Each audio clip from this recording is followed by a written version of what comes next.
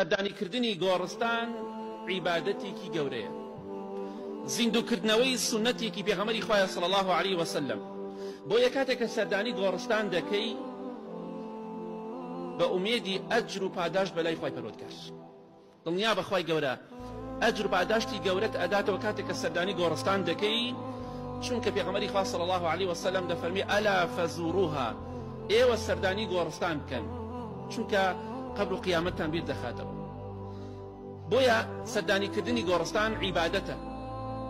هیچ بەڵگەیەک صحیح نەهاتووە کە ئافرەت مەنع بکرێ لە گۆڕستان. ئەو حەدیثێک کە دەڵێ لعنەتی خوا لەو ئافرەتانە بێ کە سەردانی گۆڕستان دەکەن حەدیثێکی صحیح نییە. بۆیە سەردانیکردنی گۆڕستان عرف و عادەت نییە، پێش ئەوەی عرف و عادەت بێ عیبادەتە. بەتەمای ئەجر و پاداش بە هەر کاتێک سەردانی گۆڕستانت کرد، بەڵام کاتێکی دیاریکراوی نییە، ڕۆژی جومعە بڕۆی، شەمە بڕۆی، هەوڵ بدە ڕۆژێک بڕۆ کە خەڵکی ناڕوات، بۆی ئینشاڵڵا تۆ مخالفەی سونەتی پێغەمبەری خوا نەکەی صلی الله عليه وسلم. بەڕاستی سەردانیکردنی گۆڕستان وەفایە بۆ مردووەکان، ڕەحم و بەزەییە بۆ مردووەکان، خۆشەویستیە بۆ مردووەکان.